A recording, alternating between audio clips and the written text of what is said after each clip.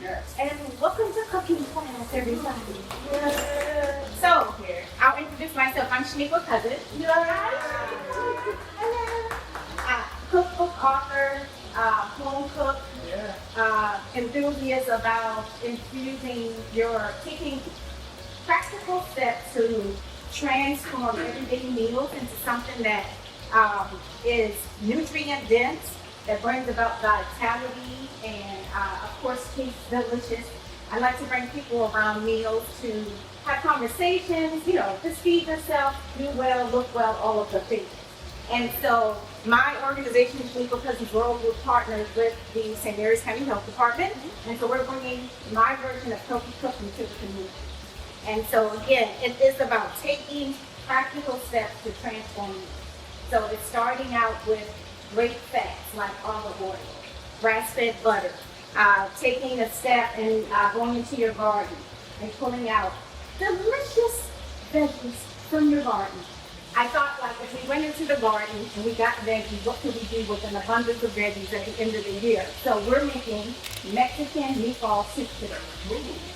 I'm stirring off some meatballs, and what I did earlier today, this is grass-fed beef, and I have a combination of, I started out with some grass-fed butter and Shaniqua Cousins olive oil, of course, because I love to start with good fat. Fat is our friend, okay? But you want to have the good fat. So right now we're starting out with a lot of omega-3 because we have the olive oil and the grass-fed butter. So we're starting out with nutrient-dense cooking, and that's what you want to do. And I'm just getting the meatballs seared lightly. Look at those juices in it. So in this meatball, it's a combination of course, the grass-fed beef, cumin, chili powder, garlic, onion powder. And then, because I like to just hide stuff, right? To help bind it, I like to use flaxseed. Does anyone in here use flaxseed? I do. Right? Look, kids won't know. I know. They won't know. Just throw the flaxseed in there. It'll help bind it, right? So you're getting even more fiber and omegas right here. So I threw that in there, and then we also have some oregano. Right. But then there's all of the spices that I use. This time of year, it's good to pump up your immune system with turmeric. So I just threw some turmeric in there. So this is good to have on hand. And so if you look at a traditional Mexican meatball soup, again, you can use a variety of veggies. I use what I have available. So this is my version of the Mexican soup, Mexican meatball soup. Another little trick, a little bundle of herbs you want to throw inside the soup, right? Now, traditionally, you're not going to find ginger in a Mexican meatball soup, but I threw it in there because it's the time of year you want to pump up our immune system. The combination of onions and celery and ginger and thyme, all of these things are immunity boosting. That's why your mom would give you chicken noodle soup when you're not feeling well. And I still do that to this day. It is the onions and the celery, and if you put ginger in it, all of that stuff is helping pump up your immunity. So we're going to take the next batch out. And I'm going to get a sous chef to come out of that. Who wants to help? The meatballs are helping to build the flavor profile. So we're not clearing anything out of that pot, because that's our base. She asked if we were going to cut off the skin. We don't cut off the skins in this class.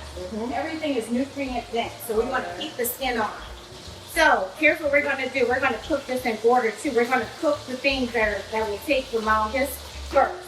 So once that's done, we're going to, actually we're not going to do that. We're going to put in the I don't want to say aromatic, but the onions and peppers. Right. Another thing you could do here, I really needed carrots, but I didn't have carrots, so I said, well, I have orange peppers. So that's what I did. I did orange peppers. So we're going to get these in, because this is going to also help to like serve as a, it'll render off like a soup almost, because it'll cook down. And so we want that to get into the pot. Let's see. We're looking good. You can take those out and flip them over with the other meatballs. So Kendall, you're going to get this in the pot, and then we're going to sprinkle it with a little bit of salt and pepper. Now, in this class, we use pink salt. Pink salt is our friend. It has a lot of it's pure, number one, lots of minerals here. The white table salt, all of this stuff is taken away. Okay? So you're going to use salt. I use that for ice. you want to use pink salt. If you want to use it, you want something that has good properties in it. Kendall, don't be afraid. You're going to go ahead and pop that in there for us. Everybody quiet on the set. Let Kendall do his thing. Look at that. Listen to that goodness right here. There we go, Kendall. And then give it a little stir. Let it do its thing, and then a little sprinkle of salt. I got it. It's all in the grits, right? To be honest with you, I don't really measure. I eyeball things, okay? I measured only because of the cookbook, but really I go for it, okay? So I'm going to give it a little sprinkle. All right. We use fresh pepper here. We want to crack our own pepper. Okay, here's why. Anybody want to know why you crack your own pepper versus it being cracked for you? What do you say? It's more, then you have more potency when you're doing it yourself.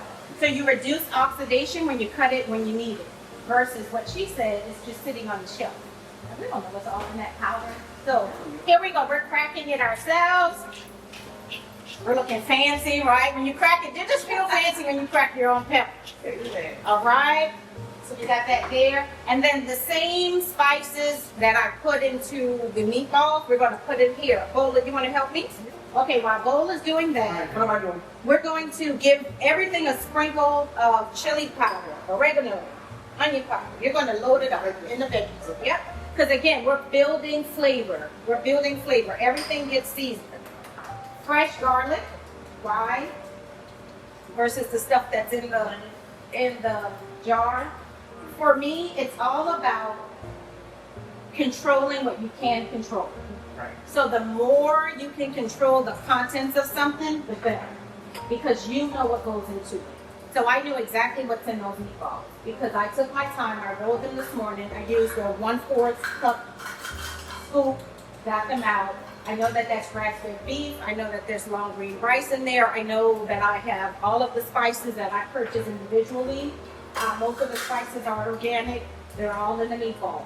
To keep it moist, I also added some organic heavy cream into the meatballs, 2 organic eggs. So if you get meatballs that are already rolled, you don't really know what's in it, right? So control the controllables. Okay, it's okay to do shortcuts here and there, but the things that you want to control are simple things like this, right? And I want this to go up a little bit higher because I really want it to render. So if you put the top on there, it's going to help it cook a little faster. Okay, so now I'm going to give the garlic just a little dice. This is going to go by pretty quickly. So this is a nice base of so many veggies that, again, you could pull from your garden or you're a member of a community garden. Nice veggies. We're going to get the potatoes in. All of those flavors are going to soak into the potatoes. Then we're going to add the meatballs back in, and then we're going to bring everything up to a boil. Some tomatoes are going to go in there. Okay. All right, there we go, Ellen. Put the potatoes in. Let me take that knife away. The garlic in too. Yep, the garlic and the potatoes are going in. What do you call the drippings at the bottom of your pan? Anyone know the technical name for that? The good stuff. The good stuff. That is the good stuff. Do you guys know the technical term? It's called fine. So we're going to get that up. So you don't want to lose that. You want to get that up. So we're going to take it, and you're kind of deep glazing the pan with a little bit of beef stock. For this right here, because I want a richer, denser taste, I'm going with the beef. But if you wanted something lighter, you could have gone with veggies. You could have changed the meatballs out and go with a turkey meatball. You could do a chicken meatball. You could mix it and do chicken, beef, turkey to make it a little bit lighter. This is all beef. And then we're going to put these back in as well. So we cooked them, we partially cooked them. Now we're going to let them cook fully in the pot. Now, because we rendered them, you don't have to worry about that. So you don't want to just put uncooked meatballs inside of a stew. At least that's my opinion. You want to give them a nice little sear because that sear will also add flavor to the pot. Yeah. And then at the end, you don't get rid of the juices. See those? Right? That's flavor. It goes right in. Yeah. You want to flavor your food. We did beef. think about all the seasonings that we have here. If you don't want to continue adding salt or pepper at this moment, I can see that I need a little more liquid. So instead of adding beef, I'll go ahead and add water, because everything is now going to flavor the water. If you did too much water here, you're going to take away the taste, right? But I have half a pot of beef, all the veggies, all of that stuff is adding flavor, and then we're just going to do water just to thin it out a little bit, because we still have to add all of the cabbage and the zucchini here. To thicken this up a little bit, to even though we added water, you still want to have some, what's the word I'm looking for? I want a tomato taste in here, a concentrated tomato taste other than the diced tomatoes that I'm going to throw in. So I'm going to opt for some tomato paste, right? So this is just concentrated tomatoes. We're just going to stir it in. This will also serve as a thickening agent. This looks so delicious. I wish that the stove was here so you guys could really see into the pot. Okay? Tomatoes. So we're using everything from the community garden, right? Everything that we could think of. We're going to put the tomatoes in. This is a can of organic tomato paste. But if you had tomatoes, you would just slice the tomato skin on and just throw them in. Now, don't forget, we still have cabbage and zucchini. Now, it looks like a lot of cabbage, but cabbage will shrink down. Now, the meatballs again, that what makes it more of a Mexican profile are the spices. Because you could take and do the same dish and do like a wedding soup or something like that, right? Spices is what makes things unique to a specific region. So we'll add the cabbage and some of the zucchini. The other thing that we're going to add that gives it that Mexican flair is we're going to add some cilantro. So we'll do the cilantro near the end. And then we can't forget our little bundle of goodies. So we have some thyme, mint, rosemary, and some ginger. And corn. You could do baby corn. You could do some regular corn on the cob, a little salt, and then a little secret ingredient. We're going to add a little bit of cloves in here, a little touch, a little, right? Just a hint of clove. A little bit of garlic. Look, I'm doing a heavy hand. Yeah. Cumin. I'm going to do everything that she did again. Yeah. I'm not afraid to season stuff up. Yeah. Oregano, I'll go a little heavier. And then chili powder. A little heavy. It's just like bagels. You don't eat bagels. No, you don't. No, All right. they're for flavor only. And don't forget, we have our little bundle of goodness over there.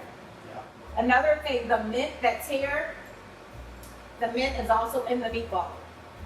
So that's the other, when you're looking at the meatball and you're like, what is this thing? That is the mint from here. It's in the meatball. This is going to definitely take it over the top, right? So we're going to put this in over the top.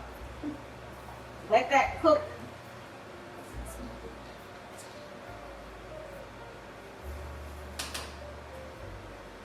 And then we're going to put the lid on, and we're going to forget it for a couple minutes. Simmer.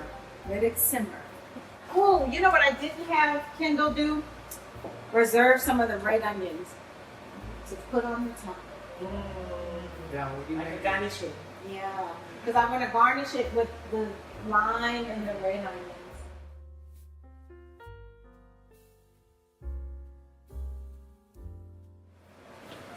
So since we're at the end, we're going to remove the bundle.